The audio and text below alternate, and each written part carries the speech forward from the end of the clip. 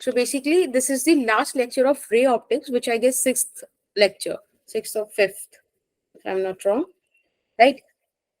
So the question is कि compound microscope आज हमारा टॉपिक है. देखो अभी तो बहुत डरावना सा दिख रहा है, मैं आपको एक बार थोड़ा सा समझाती हूँ कि क्या चीजें हो रही हैं. एक मिनट. देखो यहाँ पे एक ऑब्जेक्ट रखा है, ठीक है. लाइट रेज यहाँ से आएंगी, इस पर आई, यहाँ ये फोकस से पास हो रही होंगी, ठीक है. एक आप ऑप्टिकल रेज, राइट, एक सेकेंड, थोड़ा ऑब्जेक्ट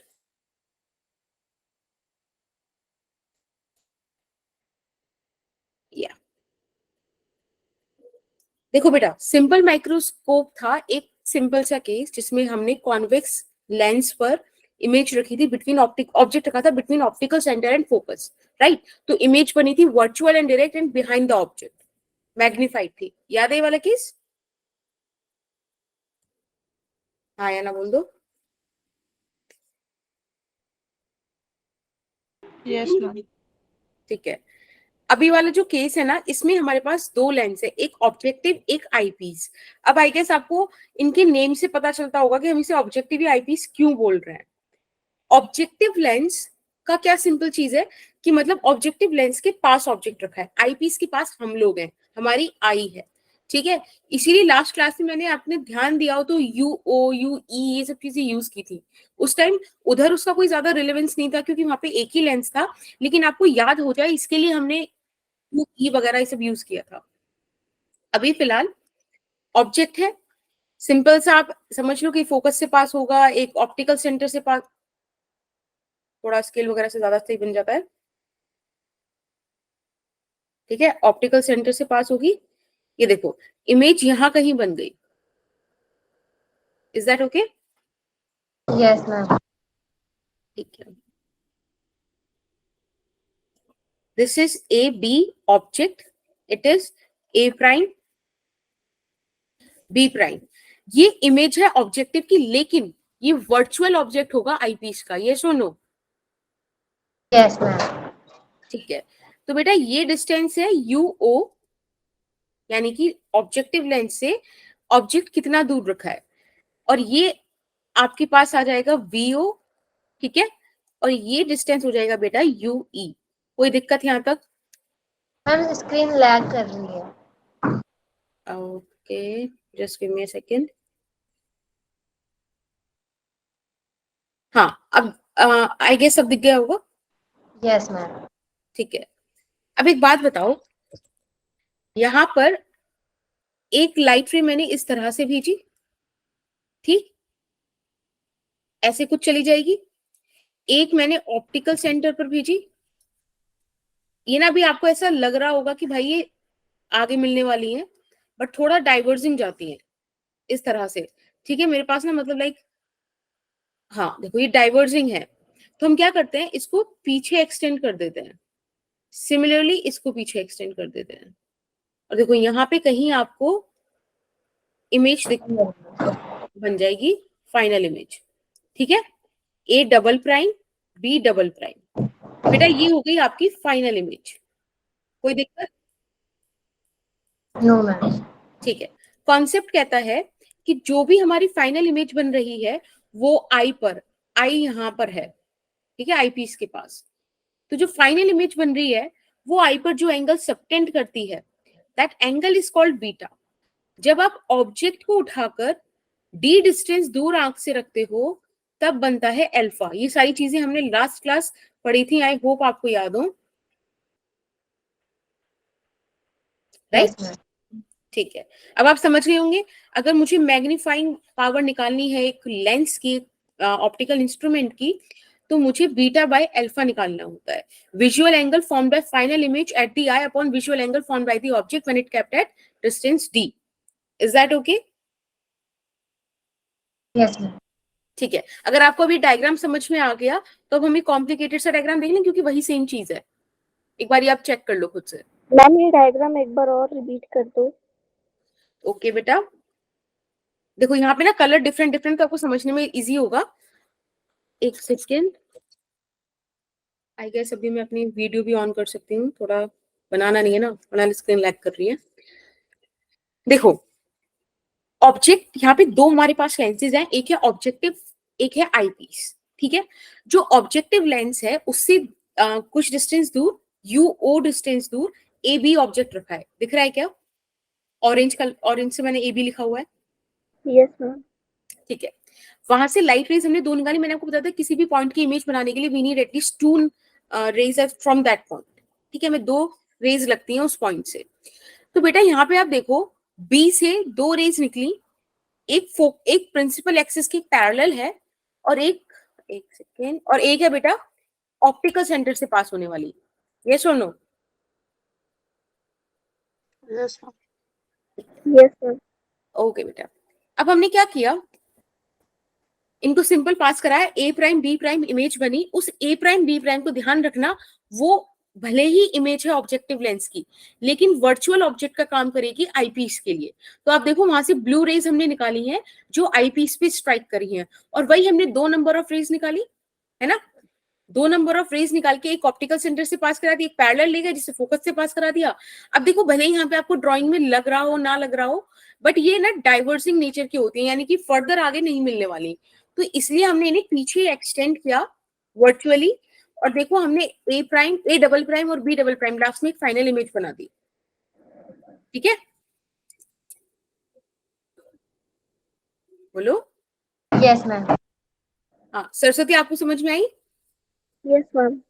ओके, अब मैंने आपको लास्ट क्लास बताया था जिस बार हमने सिंपल माइक्रोस्कोप पढ़ा था, कि कभी भी आपको किसी भी इंस्ट्रूमेंट की अगर मैग्निफिकेशन निकालनी है तो उसका फॉर्मूला होता है वो विजुअल एंगल जो फाइनल इमेज आंख पे बनाए अपॉन वो विजुअल एंगल जो एक ऑब्जेक्ट लीस्ट डिस्टिंक्ट विजन से आंख पर बनाए, उसको हम रेशियो लेते हैं। That ratio is magnifying power of the instrument. Is that okay? Yes ma'am. Okay, तो अब हमारा ना जो काम करने का तरीका है वो बिल्कुल सेम रहेगा। हम मैग्निफिकेशन निकालेंगे बीटा बाई अल्फा से, एक हमारे पास मैग्निफिकेशन का रिलेशन आएगा। फिर हम दो केस लेंगे, मैक्सिमम मैग्निफिकेशन का और मिनिमम मैग्निफिकेशन का। मैक्सिमम मैग्निफिकेशन कब होगा बच्चे? जब इमेज डी पर बन रही हो, फाइनल इमेज भी लीस्ट डिस्टिंक्ट विजन पर हो। और मिनिमम मैग्निफिकेशन कब होगा? जब आईज बिल्कुल रिलैक्स हो, फाइनल इमेज इंफिनिटी पे गई हो। Is that okay? ये एक बार रिपीट करना। ओके, देखो हमने लास्ट क्लास करा था ना, दो काम करे थे हमने। यहाँ पे जगह है, देखो मैंने आपको बताया था कि सबसे पहले आप एक मैग्निफिकेशन का ना रिलेशन निकाल लीजिए। ठीक है, मैग्निफिकेशन का एक नॉर्मल सा एक्सप्रेशन जो जर्नल है वो निकाल दीजिए। उसके बाद हम कैलकुलेट करेंगे दो केसेस के रूप में, एक तो मैक्सिमम मैग्निफिकेशन और एक मिनिमम मैग्निफिकेशन। बेटा मैक्सिमम मैग्निफिकेशन जब होगा, देखो मैग्निफिकेशन क्या होता है? Beta by alpha. ध्यान से देखो अल्फा क्या होता है? Alpha is height of object upon D. बेटा ये दोनों चीज ही कांस्टेंट है ना, मतलब अल्फा के साथ छेड़छाड़ नहीं की जा सकती। हम लेकिन बीटा को मैक्सिमम कर दें तो मैग्निफिकेशन मैक्सिमम हो जाए। अब बीटा को मैक्सिमम क्या करें? एक तो जो इंस्ट्रूमेंट है वही उसकी मैग्नीफाइड इमेज बना दे, दूसरा उसको भी हम लीस्ट डिस्टिंक्ट विजन पे लाके रख दें, तो सबसे मैक्सिमम बन जाएगा ना बीटा। हाँ या ना? Yes ma'am. तो बस इसीलिए हम मैक्सिमम मैग्निफिकेशन के केस में कहते हैं image is formed at D, और ये फाइनल इमेज है।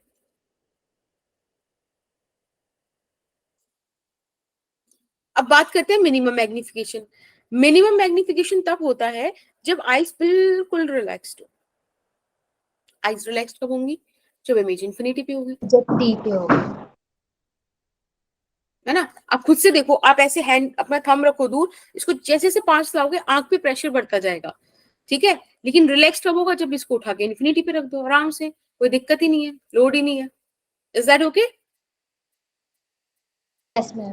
तो कैलकुलेशन में मुझे नहीं लगता कि आपको बहुत इंटरेस्टेड होना चाहिए। वैसे I can explain you the calculation.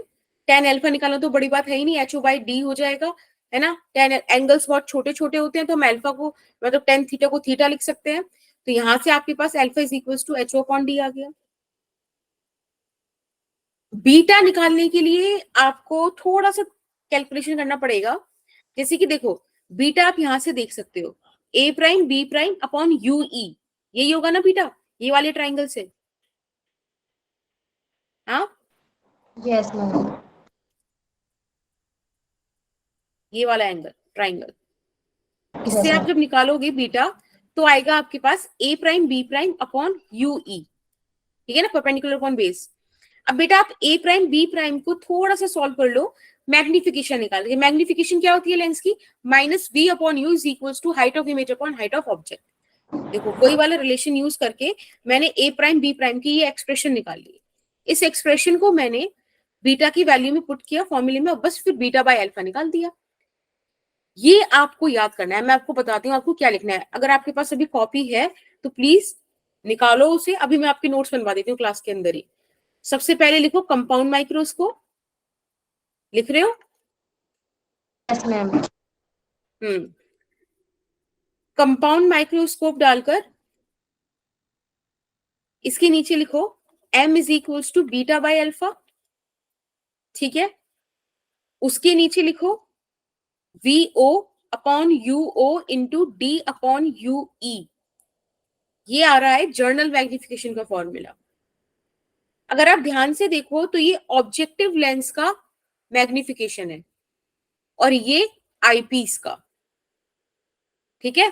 तो इसीलिए एक ये वाली जो एक्सप्रेशन है ये थर्ड एक्सप्रेशन करके लिखना है यहाँ पर, magnification of objective lens, magnification of eyepiece, लिख ली ये तीन चीजें, यस मैम। ठीक है। अब इसके बाद कंपाउंड माइक्रोस्कोप के अंडर ही हेडिंग डालो केस फर्स्ट, इस टाइप से करके, और फिर इधर की तरफ एक और बनाओ केस सेकंड। बनाया? Yes ma'am. केस फर्स्ट में मैक्सिमम मैग्निफिकेशन और केस सेकंड में मिनिमम मैग्निफिकेशन। मैक्सिमम मैग्निफिकेशन का बेटा डायरेक्ट फॉर्मूला लिखो, बाकी आपको ये चीज याद होनी चाहिए, वो एक अलग इशू है। हाँ, आपको ये याद होना चाहिए कि मैक्सिमम मैग्निफिकेशन के केस में final image least distinct vision पे बनेगी, ठीक है, ये चीज याद रखना।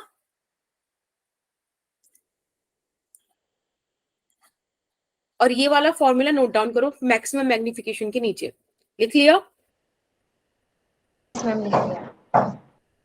Case second normal adjustment. Normal adjustment के लिए आपको ये वाला बात एज अ फैक्ट याद होना चाहिए।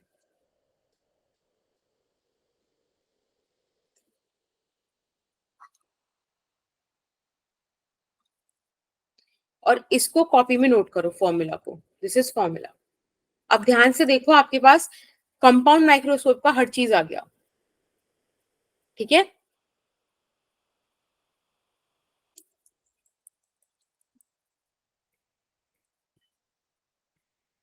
हो गया मैम। ओके, ठीक है।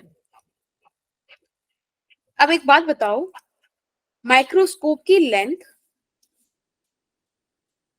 ऑब्जेक्टिव से आईपीस के बीच इतनी तो होगी, ये सुनो।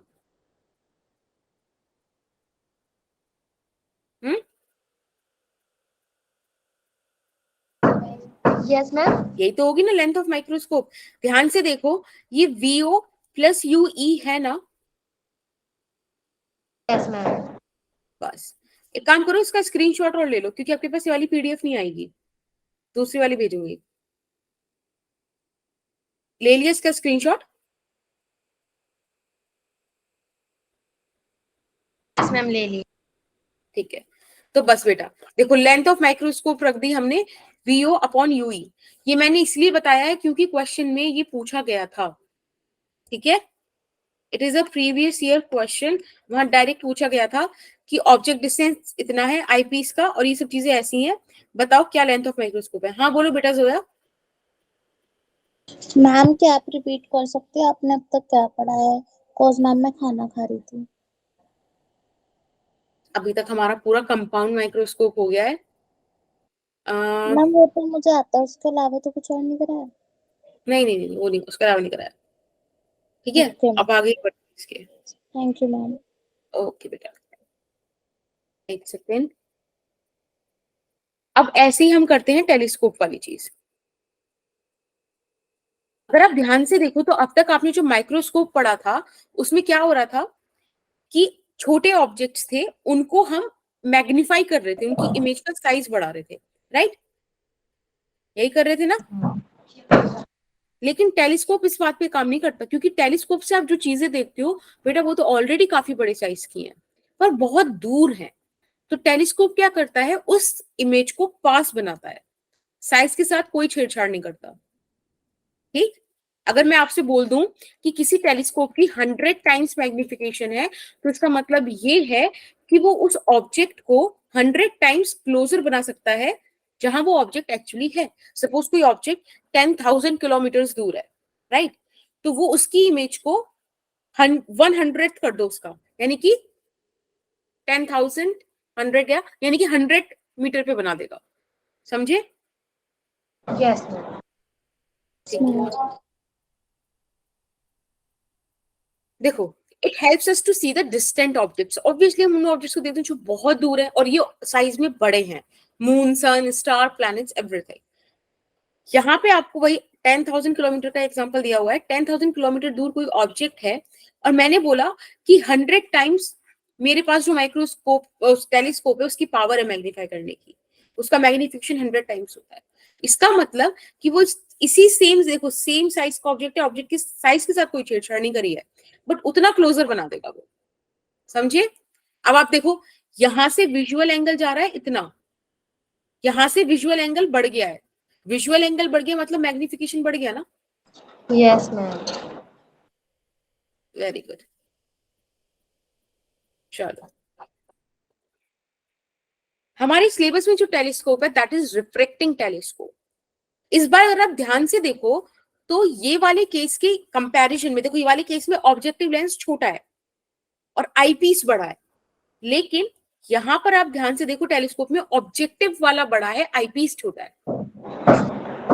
ये सुनो, यस मैम। ठीक है। अब ऑब्जेक्ट तो इंफिनिटी पे हो गया, यानी कि अल्फा इज दिस थिंग, ठीक है।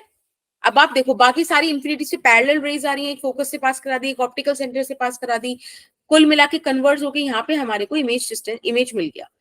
ऑब्जेक्ट अगर इंफिनिटी पे होता है तो इमेज फोकस पे बनती है ना, यानी कि इस बार image distance of objective lens is equals to focal length of objective lens.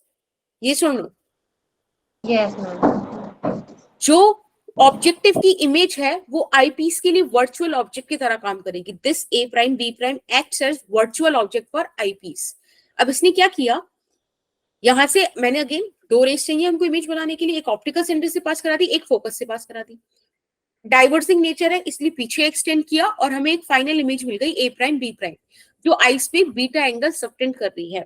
इतनी कहानी सबको क्लियर है? Yes ma'am. ओके। अब एक बहुत इंपॉर्टेंट चीज देखो कि भाई साहब इस बारी ना हम वो गलती मत करना, मतलब वो बात मत फॉलो करना यहाँ पर माइक्रोस्कोप वाली कि अल्फा के लिए आप ऑब्जेक्ट को उठा के लीस्ट डिस्टिंक्ट विजन पर रख दो। ऐसा कर ही नहीं सकते, आप चंद्रमा को उठाकर लीस्ट डिस्टिंक्ट विजन पे नहीं रख सकते, है ना? तो यस मैम। ध्यान रखना कि टेलीस्कोप में हम प्लैनेटरी बॉडीज के साथ डील कर रहे हैं, इसीलिए आप देखो यहाँ पे हमने वर्टिकली अपोजिट एंगल का यूज किया है। आपको दिख रहा है ना, एक अल्फा येलो में लिखा है, एक अल्फा व्हाइट में लिखा है, दिख रहा है? नहीं दिखा? ये वाला, this angle and this angle are equal, है ना, वर्टिकली अपोजिट एंगल्स हो गए। मैं ये वाला कैलकुलेट नहीं कर सकती, लेकिन मैं ये वाला कैलकुलेट कर सकती हूँ, A prime B prime upon F4। ये देखो, is that okay? Yes ma'am. Beta तो निकालना इजी है ही, हम हमेशा यहाँ से बीटा निकालते ही हैं, अभी भी यहाँ से निकाल लेंगे, कोई दिक्कत? No ma'am. अब आपको पता है मैग्निफिकेशन का फॉर्मूला तो बीटा बाय अल्फा ही होता है। Yes, किसी को ma'am. थोड़ा बहुत भी दिक्कत हो रहा है तो प्लीज मुझे बताना, अगर आपको एक भी चीज समझ में नहीं आ रही है। बीटा क्या हो गया, visual angle formed by final image, और अल्फा क्या हो गया, visual angle formed by object. आपने वैल्यूज रखी, ये आपके पास मैग्निफिकेशन का फॉर्मूला आता है for telescope. Is that okay?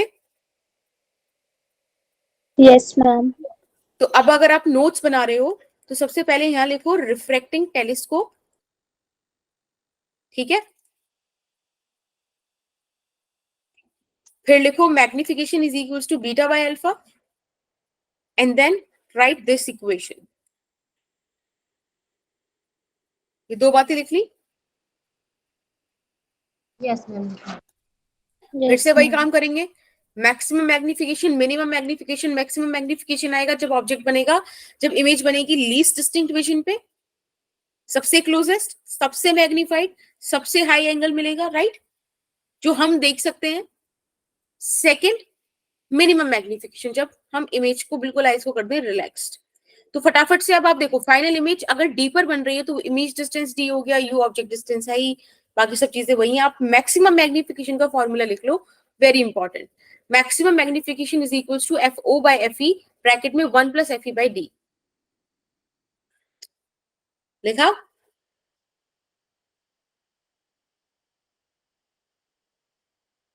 Ma'am लिख लिया।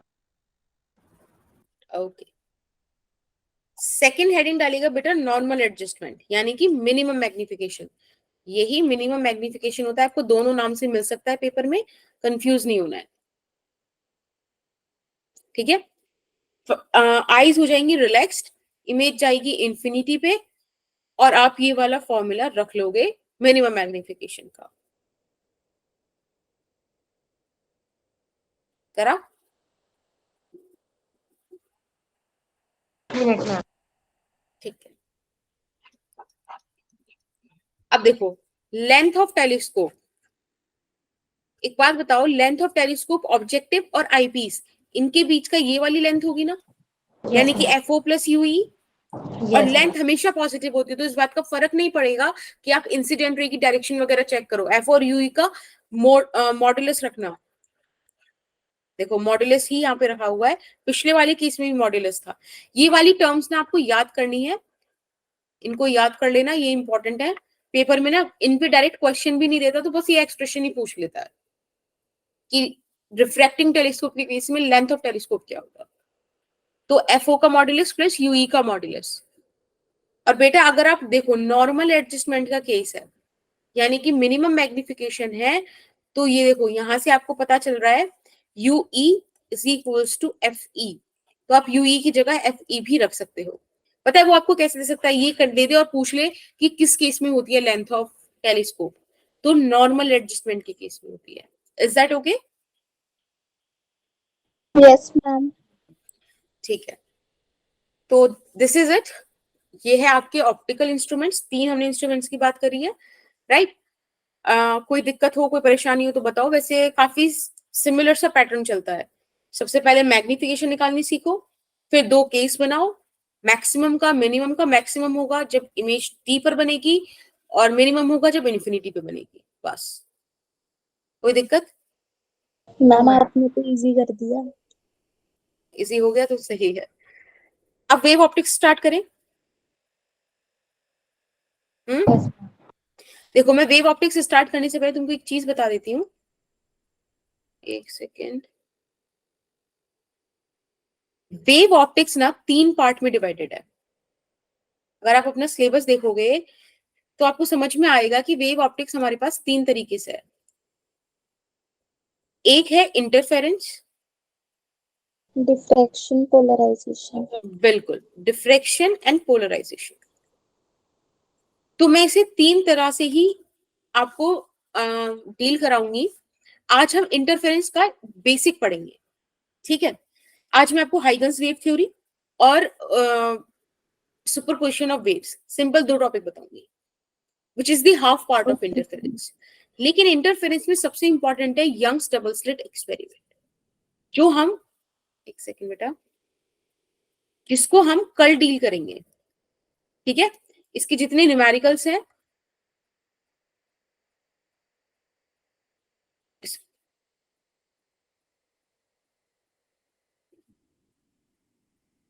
एक सेकेंड बेटा, स्क्रीन विजिबल है क्या? Yes ma'am. Okay, something happened at my end then. अच्छा ठीक है, यहाँ पे मैं देख रही हूँ कुछ। अरे मेरी स्क्रीन बिल्कुल ब्लैक हो गई है।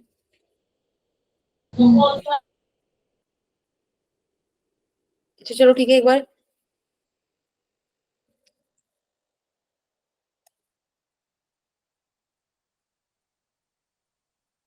देखते हैं कुछ हो रहा है इसमें शायद। इतने तुम चलो मुझे सुन लो, अगर तुमको मतलब मैं भी विजिबल हूँ ना? Yes ma'am.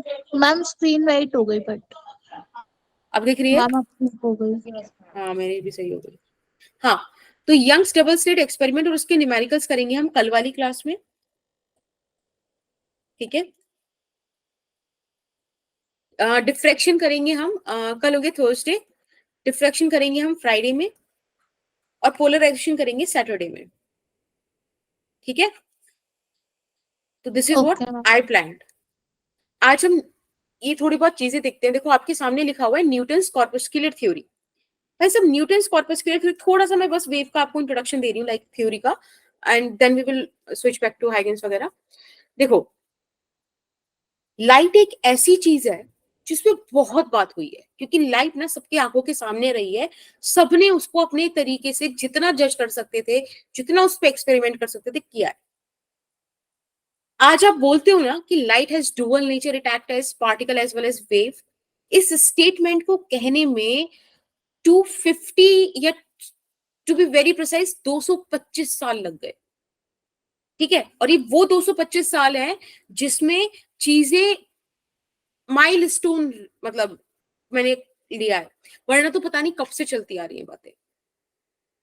एक बुक है, बड़ी प्यारी बुक है ऑप्टिक्स की, अजॉय घाटक करके, ठीक है? एक इंडियन आदमी है, उन्होंने लिखी है। उन्होंने जो हिस्ट्री ऑफ लाइट दी है ना, वो 718 एडी से दी है, ठीक है? तो सोचो कितना ज्यादा इस पे मतलब डिस्कशन रहा है। मैं यस आपको मैम। 2 मिनट में बताती हूँ बस 225 साल की कहानी। सबसे पहले न्यूटन ने बोला कि लाइट इज अ पार्टिकल, बहुत छोटे छोटे पार्टिकल से मिलकर बनी है, जिसे हम कॉर्पस्क्यूल्स बोलते हैं, ठीक है? उन्होंने कहा कि लाइट किसी मीडियम में तेज चलती है इन कंपैरिजन टू एयर। हमें पता है गलत है, बट न्यूटन ने कहा था, और जिस टाइम कहा था उस time he was a God. जो उन्होंने बोल दिया सब ओके है। उसका तो मतलब एक्सप्लेनेशन भी नहीं मांगते थे लोग। एक्सप्लेनेशन मानने का सिर्फ इतना था कि न्यूटन ने बोला है, उनकी इरा थी वो, ठीक है? उस टाइम एक हाइगेंस नाम के आदमी आए थे जिन्होंने न्यूटन के अगेंस्ट थ्योरी दी थी और कहा था कि लाइट पार्टिकल नहीं है, लाइट वेव है। किसी ने उस थ्योरी को उठा के देखा तक भी नहीं कि हाइगेंस ने क्या बोला है, बस ऐसे पढ़ा कि न्यूटन के अगेंस्ट भाड़ में जाओ, ऐसे वाला चीज, ठीक है? बहुत समय तक न्यूटन की बात 100-150 साल तक मानते रहे, लेकिन उनकी थ्योरी धीरे धीरे गलत होती रही, क्योंकि पाया गया कि लाइट की स्पीड एयर में मैक्सिमम होती है, मीडियम में नहीं होती। फैक्ट है, क्योंकि मीडियम रेयरर होगा, वो डेंसर होगा, ठीक है? तो ऐसे करते करते बहुत सारे एक्सपेरिमेंट्स हुए। फोकाल्ट का एक्सपेरिमेंट हुआ, हर्ट्ज एक्सपेरिमेंट हुआ, लेनर्ड का एक्सपेरिमेंट हुआ। इन सारे एक्सपेरिमेंट से पता चला कि नहीं भाई, ये चीजें ऐसे नहीं होंगी। 1801 में यंग्स डबल स्लिट एक्सपेरिमेंट आया, जिसने दुनिया को ये चीज बिल्कुल लाइक ऐसे मोहर लगा के बता दी कि लाइट वेव है। It was an experiment. How someone can deny that fact? Experiment तो डिनाई नहीं किया जा सकता ना। तब लोगों ने हाइगन्स की थ्योरी पढ़ी, मतलब हाइगन्स की थ्योरी 1675 में 1675 में देके गए थे। 1673 में न्यूटन की कॉर्पस्कुलर थ्योरी थी। सोचो 1673 से 1801 तक सेंचुरी बीत गई है एक, न्यूटन की बात चल रही है। जब यंग्स ने वेव थ्योरी बोला, तब लोगों ने सोचा कि अरे एक आदमी था जो उस टाइम कुछ वेव वेव कर रहा था, देख लेते हैं क्या कर रहा था वो। तब हाइगन्स वेव थ्योरी पढ़ी गई और देखा गया कि आदमी सही बोल के गया, अच्छी खासी बातें बोल के गया है, ठीक है? फिर धीरे धीरे बातें चलती रही। फिर फोटो इलेक्ट्रिक इफेक्ट आ गया 1905 में। उसने बिल्कुल पक्के कर दिया कि भाई लाइट पार्टिकल है। अब लोगों में साइंस में ना ऐसे घमास नहीं, photo electric effect is particle nature. वो पार्टिकल नेचर बताता है लाइट का, वेव नहीं बताता। होते हैं। उस यस टाइम मैम। उस टाइम भाई साहब ऐसी लड़ाई हो गई लोगों में। अब आधे लोग हैं जो वेव मानते हैं, मतलब लोगों से यहाँ मतलब है फिजिसिस्ट, नॉर्मल लोगों को तो घंटा कोई फर्क नहीं पड़ रहा। आधे लोग हैं जो मान रहे हैं कि पार्टिकल है, आधे लोग हैं वेव मान रहे हैं और मस्त लड़े जा रहे हैं। फिर एक आदमी आया जिसने कहा कि लड़ क्यों रहे हो बच्चों, तुम दोनों सही हो, and that man is D Broglie. जैसे आप लोग डी ब्रॉगली बोलते हो, एक्चुअली ये फ्रेंच नेम है, काफी सॉफ्ट स्पोकन लैंग्वेज है, उसका नेम है डी ब्रॉय। डी ब्रॉय ने आके बोला you both are right, light is particle as well as wave. और उन्होंने एक बहुत प्यारी बात बोली, उन्होंने बोला लाइट है एक शैतान बच्चा जिसको पता है कि किसके सामने कैसे बिहेव करना है। जब मम्मी के सामने है तो वो मस्त शरारत करता है, जब टीचर के सामने आ गया ठीक है तो वो थोड़ा डर के रहता है, तमीज से रहता है, और दोस्तों के साथ तो अलग है वो। तो लाइट का नेचर डिपेंड करता है कि वो किस ऑब्जेक्ट के साथ इंटरेक्ट कर रहा है। अगर वो बहुत बड़े ऑब्जेक्ट के साथ इंटरेक्ट कर रहा है ना, तो लाइट पार्टिकल नेचर शो करता है। तो यूजुअली आपको रिफ्लेक्शन, रिफ्रैक्शन, ये सब चीजें देखने मिलती हैं जहां पे हम रे ऑप्टिक्स समझते हैं, है ना। लेकिन अगर लाइट उस बहुत छोटे छोटे मतलब ऑब्स्टिकल से, ऑब्जेक्ट से इंटरेक्ट करे जो उसी की वेवलेंथ के हैं, लाइट की वेवलेंथ एंगस्ट्रोम्स में है, ठीक है, 10⁻⁻10, उतने वाली रेंज में, उतने मीटर्स की रेंज में अगर आप किसी, जैसे कि एक ब्लेड के साथ, आपके बाल के साथ, है ना, बहुत छोटे छोटे डिस्टेंसेस के साथ वो अगर इंटरेक्ट करता है तब वो वेव नेचर बनता है। और अगर लाइट किसी रिलेटिविस्टिक पार्टिकल समझ में आते हैं, जो लाइट की स्पीड के कंपैरेबल चलते हैं, जैसे इलेक्ट्रॉन हो गया, अल्फा पार्टिकल्स हो गए, ये सब, ओके मैम। उनके साथ light as a photon behave करता है। तो ऐसे लाइट की कहानी है। आज हम हाइगन्स वेव थ्योरी पढ़ते हैं, ठीक है। कभी तुम लोग मुझे क्रैश कोर्स के अलावा मिले होते तो ये वाली चीज हम बहुत इंटरेस्टिंगली डील कर रहे होते। बहुत सारी चीजें मैंने भी स्किप कर दी हैं, तब मजा आता तुमको पढ़ने में, कहानियां सुनने में। 2 दिन लड़ाई सुनाते हैं हम तुमको, बट ठीक है। हाँ, फिर हम भी फिजिसिस्ट बन जाते हैं। तो मजा आता तुम्हें। देखो, हाइगन्स की ना वेव थ्योरी है जिसमें उन्होंने बोला लाइट मैकेनिकल वेव है। हमको पता है कि लाइट मैकेनिकल वेव नहीं है क्योंकि अर्थ और सन के बीच कुछ भी नहीं है, लेकिन उस टाइम लोगों ने माना था कि एक ईथर जैसा मीडियम एग्जिस्ट करता है जिसकी इलास्टिसिटी बहुत ज्यादा है और डेंसिटी बहुत कम है। पता है इसको मानने का रीजन क्या था? अगर आपको थोड़ा बहुत भी 11th का वेव याद हो, तो speed of light in mechanical medium, यानी कि एक मैकेनिकल वेव की स्पीड आप इस तरह से देते थे। तो इसके हिसाब से, जहां पे ई का मतलब क्या है, इलास्टिसिटी, तो उन्होंने इस हिसाब से बोल दिया ये वाली चीज, ठीक है, कि इलास्टिसिटी एक मीडियम है ईथर, जो वैक्यूम की जगह है। आज तो हम वैक्यूम बोलते हैं, पहले दुनिया ईथर बोलती थी। जैसे कुछ लोग मानते थे कि अर्थ फ्लैट है, पर अर्थ फ्लैट नहीं है, ठीक है। तो वो लोग ईथर मानते थे, और उन्होंने बोला कि भाई इलास्टिसिटी है बहुत ज्यादा और डेंसिटी है बहुत कम उस मीडियम की, तो लाइट वहां वैसे ट्रेवल करती है। ये थ्योरी को एक्सेप्ट इसलिए किया गया इस नॉनसेंस बात के बावजूद भी, क्योंकि ये reflection, refraction, rectilinear propagation, interference और डिफ्रैक्शन 5 मेजर फिनोमिना डिफाइन करती है। लेकिन ये पोलराइजेशन नहीं कर पाई, और ये बात आपके लिए जाननी जरूरी है क्योंकि ये चीज आपको मतलब याद होनी चाहिए। पोलराइजेशन के लिए लाइट का इलेक्ट्रोमैग्नेटिक वेव वाली जो नेचर है, म्यूचुअली परपेंडिकुलर, ये वाली चीज मतलब इंपॉर्टेंट है। लाइट का ट्रांसवर्स नेचर इंपॉर्टेंट है, समझ रहे हो। लाइट में बोलते हैं ना कि इलेक्ट्रोमैग्नेटिक फील्ड है, electric field, magnetic field, both are perpendicular to each other and perpendicular to the propagation of wave. जिस डायरेक्शन में वेव ट्रेवल कर रही है उसकी परपेंडिकुलर है। तो ये सारी चीजें पोलराइजेशन में, और इसीलिए पोलराइजेशन ये वाली थ्योरी एक्सप्लेन नहीं कर पाती। अब हाइगन्स ने कहा कि जो तुमने मेरी ये 2 बातें सुन ली हैं, अब तीसरी चौथी बातें सुनने के लिए तुम्हें ना कुछ चीजें सीखनी पड़ेंगी। मेरी थ्योरी ऐसा नहीं है कि ऐसे आके पढ़ लोगे, तुम्हें सीखना पड़ेगा एबीसीडी से। कुछ कुछ चीजें नई नई यहाँ पे समझनी पड़ेंगी जो मेरी थ्योरी में मिलेंगी और मैंने डिफाइन करी है, ठीक है। तो अब देखो, कुछ चीजें सीखो, और वो है सबसे पहला वेव फ्रंट। वेव फ्रंट आज से पहले ना मतलब ऑप्टिकल एरिया में जो है यूज नहीं हुआ था। सबसे पहली टर्म थी जो वेव फ्रंट हाइगन्स ने समझाई थी। हाइगन्स बोलते हैं, एक मैं स्टेटमेंट बोल रही हूँ अंग्रेजी में, ठीक है, समझना उसको। Wavefront is defined as the continuous locus of all those points which vibrate in same phase at any point of time. अर्थात wavefront एक ऐसा लोकस है, लोकस माने पाथ, एक ऐसा पाथ है जिस पाथ पे हर पार्टिकल, हर पॉइंट सेम फेज में वाइब्रेट करता है। यानी कि जैसे कि मैं यहाँ पे बोलूं बेटा कि सोर्स ऑफ लाइट है, इसके चारों तरफ मैंने लैम्डा डिस्टेंस का एक इस तरह से सर्कल बनाया, ठीक है। इस सर्कल पे यहां यहां कहीं भी आप कोई भी पॉइंट ले लो, सब एक ही फेज में होंगे। अब आप कहोगे मैम लैम्डा का ही क्यों सर्कल बनाया, है ना। तो उसके लिए मैं आपको एक चीज बताती हूँ। एक बात बताओ, ये एक वेव है ना। Yes ma'am. Yes ma'am.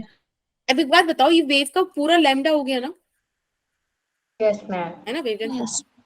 यहां से 0 एंगल, इधर 90 डिग्री, इधर 180 डिग्री, यहाँ पे 270 डिग्री और इधर 360 डिग्री। ये सुन लो, यस मैम। 360 डिग्री को आप 2 पाई भी बोल देते हो, दिक्कत थोड़ी है। तो आपने लैम्डा डिस्टेंस में, या ऐसे बोलो 2 पाई एंगल में लैम्डा डिस्टेंस चला, है ना। ये लैम्डा डिस्टेंस में 2 पाई एंगल चला, कुछ भी बात बोल सकते हो, सही है। Yes ma'am. यानी कि लैम्डा डिस्टेंस पे 2 पाई का फेज डिफरेंस होता है। अगर कोई वेव लैम्डा डिस्टेंस चल जाए तो उसके इनिशियल और फाइनल फेज में 2 पाई का फेज डिफरेंस होगा कि नहीं। इनिशियल फेज ही 0 हो गया, फाइनल फेज 2 पाई हो गया, फेज डिफरेंस 2 पाई का है कि नहीं। यस मैम, 2 पाई है। तो इसीलिए मैंने क्या कहा कि यहाँ पे अगर आप फेज 0 मान लो तो यहाँ पे फेज 2 पाई हो गया।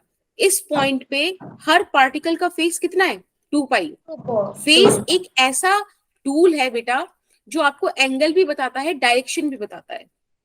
देखो, दिस इज द फेज। और ये वाला जो कॉन्टिन्यूस लोकस, कॉन्टिन्यूस मतलब लगातार जो पाथ है, that path is called wave front. समझ में आया। Yes okay, ma'am. Wave front के 3 टाइप है। ये चीज आपने इक्विपोटेंशियल Very सरफेस के नाम से भी पढ़ी होगी, जब आपने इलेक्ट्रिक चार्जेस एंड फील्ड्स पढ़ा होगा तो इक्विपोटेंशियल सरफेस भी पढ़ाया yes जाता मैम। है ना। वहां पे बताते हैं ना कि अगर लाइक पोटेंशियल इक्वल होता है। हाँ, अगर पॉइंट सोर्स है तो पॉइंट सोर्स के लिए इक्विपोटेंशियल सरफेस स्फेरिकल होता है। सर्कल होता है। सिमिलरली यहाँ पर अगर हमारे पास पॉइंट सोर्स ऑफ लाइट है तो स्फेरिकल वेव फ्रंट्स होंगे। अगर हमारे पास लाइक सोर्स इंफिनिटी पर है तो वहां से पैरेलल रेज आएंगी। उन पैरेलल रेज के लिए प्लेन ऑफ शीट की तरह, जैसे पेपर है ना, वैसे हमारे पास क्या आएंगे, वेव फ्रंट्स आएंगे। अगर कोई लीनियर सोर्स ऑफ लाइट है तो सिलिंड्रिकल वेव फ्रंट्स आएंगे। Is that okay. Yes ma'am. ठीक है। Third thing is very important कि wave front is perpendicular to propagation of light wave. जिस डायरेक्शन में लाइट वेव प्रोपोगेट कर रही हैं उसकी परपेंडिकुलर हमारे को वेव फ्रंट मिलेगा। Okay okay ma'am. अब हाइगन्स प्रिंसिपल में कुछ पॉइंट इंपॉर्टेंट है। एक होता है हाइगन्स कंस्ट्रक्शन, है ना। देखो, एक सिंपल सी मैं बात बताती हूँ। उन्होंने वेव फ्रंट आपको बता दिया। वेव फ्रंट पे एक एक सोर्स है, उसके चारों तरफ एक वेव फ्रंट बना, तो ये सोर्स है प्राइमरी सोर्स।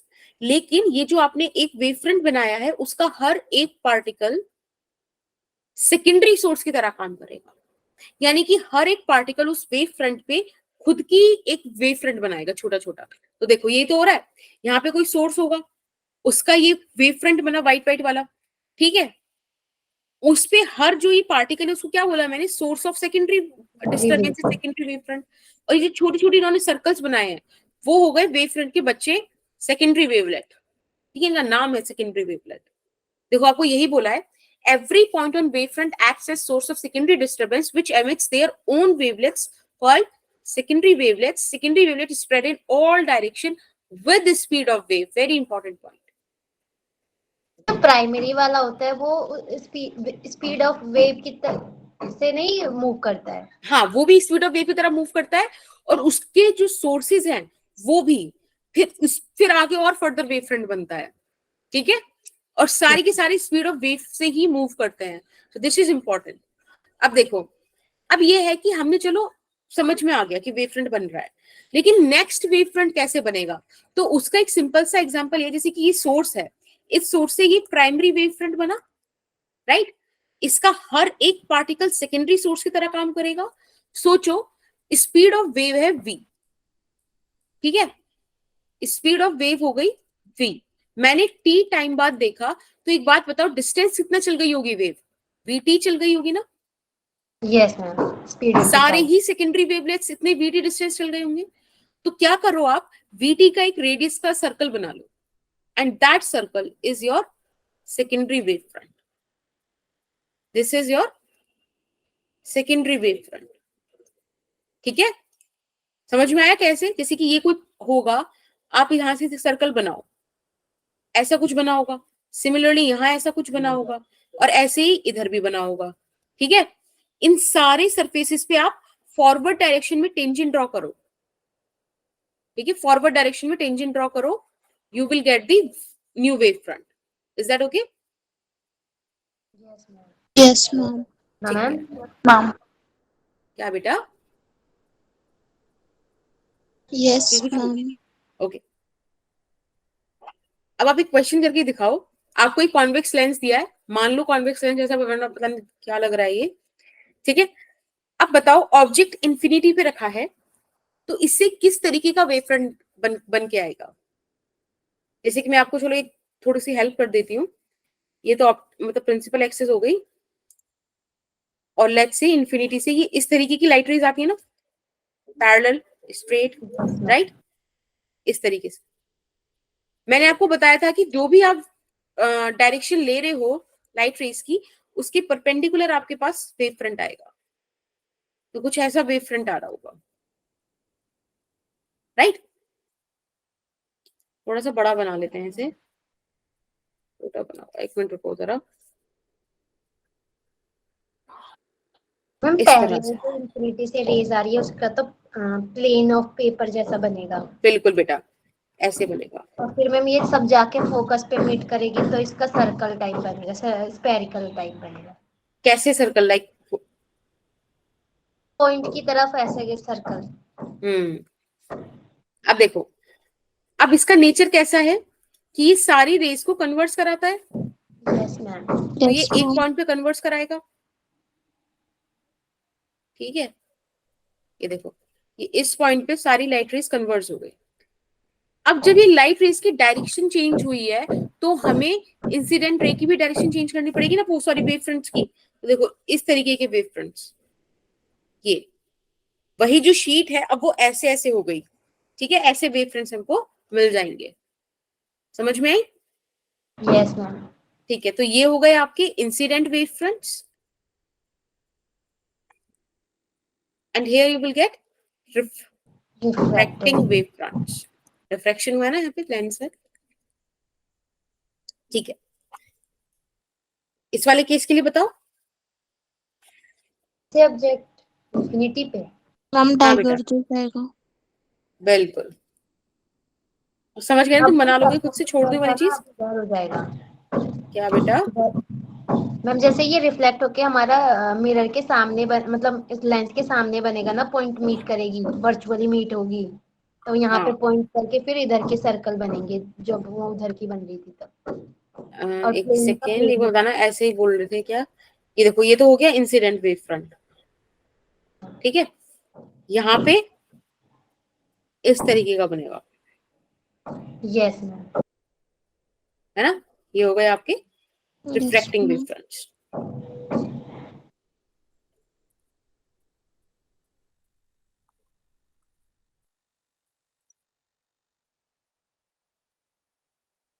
ठीक, कॉनकेव मिरर के केस में क्या होगा बेटा? डाइवर्ज।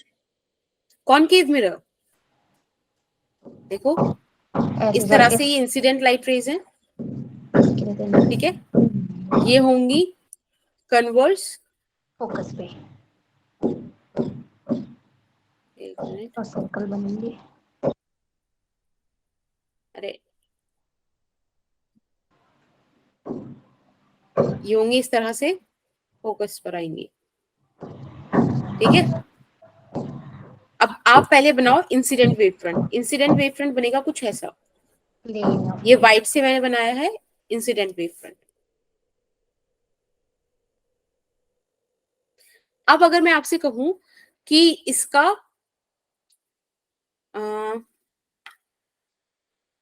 रिफ्लेक्टिंग वेवफ्रंट कैसा हो, रिफ्लेक्टिंग वेवफ्रंट कैसा होगा, तो ऐसा, ये कि ये क्या है, reflecting. Cool. Similarly convex mirror का बनाओगे, ये देखो ये लाइट रेज आ रही है, डाइवर्ज। तो आप समझ गए होगे कि लाइट रेज अगर ऐसे हैं तो इस तरीके का आपके पास जो वेव फ्रंट आएगा that is incident wave front. लेकिन ये क्या करता है, लाइट रेज को करता है डाइवर्स, है ना, डाइवर्सिंग नेचर होता है इसका। जब ये लाइट रेज को डाइवर्स करेगा तब बेटा हमारे पास जो इसका ग्राफ बनकर आएगा, वो ग्राफ करिए, ये इस तरीके का आएगा, वेव फ्रंट। है ना। हमेशा वेव फ्रंट वही बनेगा जहां लाइट रेज एक्चुअली हैं। आप इधर की तरफ वेव फ्रंट मत बना देना, क्योंकि यहां हम इमेज बनाते हैं जरूर ऐसे, ओके और वेव मैम। फ्रंट यहाँ नहीं बनेगा, ठीक है। यस अभी मैम। प्रिज्म का बताओ।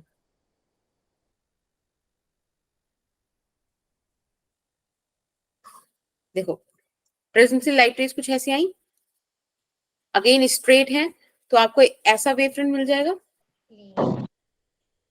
और ये ऐसे जाएंगी भी, तो आपको जाते हुए का भी वेव फ्रंट ऐसे ही मिलने वाला है, ठीक है। Okay ma'am. अब लास्ट टॉपिक डिस्कस कर लेते हैं, इंटरफेरेंस ऑफ वेव्स। इंटरफेरेंस का सिंपल सा मतलब है दो वेव्स का मिलना, दो डिफरेंट काइंड ऑफ एनर्जीज का, कुछ भी चीज का बेसिकली मिलना इज कॉल्ड इंटरफेरेंस। यहाँ पे मेरे पास दो सोर्सेज हैं S1 और S2, किसी पॉइंट P पर आके वेव्स को मिलना है, ठीक है। S1 जो सोर्स है वो पॉइंट P से x1 दूर है, S2 x2 दूर है। तो एक बात बताओ, किसी वेव को इस तरह से लिखते हैं, ये तो आपको पता होगा, है ना, Yes. यस वेव का इक्वेशन है। अब जब ये x1 चला तो यहाँ पर x1 आ गया, ये x2 चला यहाँ x2 आ गया, डिफरेंस हो गया ना दो इक्वेशन में। अब इनमें Yes, ma'am. डिफरेंस हो गया इसलिए डिफरेंट डिस्प्लेसमेंट्स चलकर आई हैं, बेटा इनके पाथ में डिफरेंस है, यही पाथ डिफरेंस होता है जो बहुत इंपॉर्टेंट खेल करता है, ठीक है। हम ओके मैम। चैप्टर की अपनी थोड़ी ईज के लिए ये कंसिडर करते हैं कि सारे सोर्सेस कोहेरेंट है। कोहेरेंट सोर्सेस कौन से सोर्सेस होते हैं, जिनकी फ्रीक्वेंसी सेम होती है, क्या बेटा, सेम फ्रीक्वेंसी हाँ होती बिल्कुल, है। वेरी गुड सोया।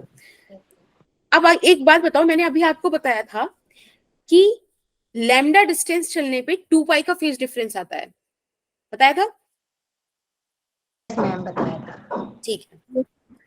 जब लैम्डा डिस्टेंस चलने पे 2 पाई का फेज डिफरेंस आता है तो एक यूनिट का डिस्टेंस चलने पे 2 पाई बाय लैम्डा का फेज डिफरेंस आएगा कि नहीं, Yes, ma'am, होता है ना। था। वही सिंपल सी बात है कि अगर 10 सेब 100 रुपए के हैं तो एक सेब 100 बाय 10 का होगा, वही वाली चीज है, ठीक है। 2 पाई बाय लैम्डा हो गया। अगर मैं बोलूं कि डेल्टा फाई एंगल कब आएगा, तो डेल्टा एक्स चलने पर आएगा।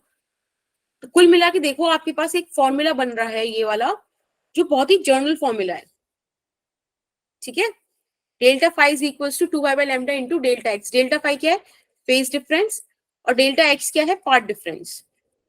दिक्कत, अगर किसी को समझ में नहीं आया मैम तो आ गया। आगे, चलो अच्छी बात है, देखो 2 पाई बाय लैम्डा आ गया, इतना फेज डिफरेंस होगा, और डेल्टा एक्स चलने में कितना होगा, तो 2 pi by lambda into delta X क्या होगा, ये इतना फेज डिफरेंस होगा, ठीक है। इस तरह से एक्सप्रेशन आ गई आपके पास।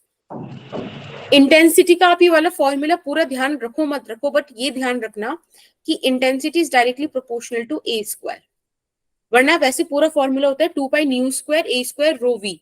न्यू क्या है, frequency, A amplitude, rho density of medium, और वी है velocity of wave in medium. ये सब चीजें एक वेव के लिए कांस्टेंट होती हैं। ओमेगा हम कांस्टेंट लेते हैं क्योंकि हम कोहेरेंट सोर्सेज लेते हैं। तो बेटा इंटेंसिटी डायरेक्टली प्रोपोर्शनल आ जाती है एम्पलीट्यूड के स्क्वायर के, जिसका यूज हम बहुत करेंगे क्वेश्चंस में। इंटेंसिटी के सारे क्वेश्चंस इसी बात पे मतलब डिपेंड करते हैं, ठीक है। Yes, ma'am. Yes ma'am.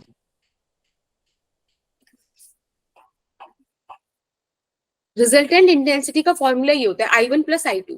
देखो यूजुअली लोग सोचते हैं कि I1 प्लस I2 होगा, सही है, लेकिन ये टर्म एक्स्ट्रा हमें दिख जाती है, इसी को बोलते हैं इंटरफेरेंस टर्म। ठीक है, this term is known as interference term. बेटा हमारे पास या तो बहुत ब्राइटनेस होगी जिसे आप कंस्ट्रक्टिव बोलोगे, या डार्कनेस होगी जिसे आप डिस्ट्रक्टिव बोलोगे। कंस्ट्रक्टिव के केस में आपको कुछ कुछ बातें याद रखनी है, जैसे कि ये दो बातें आप याद रखोगे कि कंस्ट्रक्टिव इंटरफेरेंस अगर हो रहा है तो फेज डिफरेंस 2n पाई, पाई का या 2 पाई का इंटीग्रल मल्टीपल होगा, और पार्ट डिफरेंस n लेमडा के बराबर होगा। अगर डिस्ट्रक्टिव इंटरफेरेंस हो रहा है तो फेज डिफरेंस आपको ऑड मल्टीपल मिलेगा पाई का, और पाथ डिफरेंस भी आपको ऑड मल्टीपल मिलेगा लैम्डा बाई 2 का। ये चीज आप याद करोगे क्योंकि ये चीज बिल्कुल पलट दी जाएगी डिफ्रैक्शन के केस में। तो इंटरफेरेंस में ये चीजें आपको बिल्कुल रट लेना इनको, ठीक है, कंफ्यूजन नहीं होना चाहिए जब आप बाद में डिफ्रैक्शन पढ़ो, याद रखोगे? Yes ma'am. ठीक है, अब एक बात बताओ, हमारे पास एक्सप्रेशन था इंटेंसिटी, रिजल्टेंट इंटेंसिटी का I1 plus I2 plus 2 under root I1 I2 cos phi, यही था ना। अब I1 I2 जो है फिक्स से हो गया है, तो बताओ ये पूरी टर्म डिपेंडेंट किस पे? cos फाई पे। cos फाई की मैक्सिमम वैल्यू अगर मैं कर दूं तो IR की मैक्सिमम वैल्यू मिल जाएगी, इसकी मिनिमम कर दूं तो मिनिमम मिल जाएगी। तो cos फाई की मैक्सिमम वैल्यू +1 हो सकती है और मिनिमम वैल्यू -1 हो सकती है। अगर आप यहाँ पे +1 रख दोगे तो ये ऐसा नहीं बन जाएगा रूट I1 का स्क्वायर प्लस रूट I2 का स्क्वायर और plus 2 times of root I1 root I2। ये तो आइडेंटिटी बन गई ना A square plus B, A plus B के होल स्क्वायर की। तो देखो मैक्सिमम इंटेंसिटी आपको मिल जाएगी ए प्लस बी का होल स्क्वायर और मिनिमम मिल जाएगी ए माइनस बी का whole square. Is that okay? Yes ma'am. ठीक है, इसको भी याद रखना है। ये नोट्स ना मैं अभी अपलोड कर दूंगी मोस्ट प्रोबेबली, तो अभी डाउनलोड करके ना अभी एक बार ही पढ़ लेना खुद से, ठीक है? Okay ma'am. ओके, कल हम यंग्स आप डबल ही स्लिट लेक्चर एक्सपेरिमेंट। अपलोड कर देना। बेटा लेक्चर ना ऐसा होता है कि पहले मैं अपलोड करूंगी एक शीट पर, फिर वहां से कोई उसे यूट्यूब पे अपलोड करेगा, उसका लिंक पेस्ट करेगा और तब मैं उसको डालती हूँ, ठीक है? तो मैं तो कर दूंगी और मेरे पास भी 2-2.5 घंटे बाद आएगा गूगल मीट पे लिंक, ठीक है? तब मैं ऐड कर दूंगी। कल की क्लास इंपॉर्टेंट रहेगी, आज का इंटरफेरेंस वाला जो मैंने फॉर्मूले बताए थे ना उनको याद कर आना, ठीक है? होमवर्क चेक नहीं करा। क्या बेटा? मैम मैंने आपको होमवर्क क्वेश्चन करके सेंड किया था, आपने चेक नहीं करा। चेक नहीं किया होगा, हाँ मेरा थोड़ा फोन दिक्कत दे रहा है अभी, but I will check it out, ठीक है, don't worry. Excuse me ma'am. हाँ बोलो बेटा किरण। मैम जो आईपीओ का जो एग्जाम है ना, किसका? अच्छा ओके, आईपीओ का, हाँ हाँ हाँ। मैम उसमें क्या नीट भी कंपलसरी जो एग्जाम देना है, तो वो नीट भी कंपलसरी का मतलब मार्क्स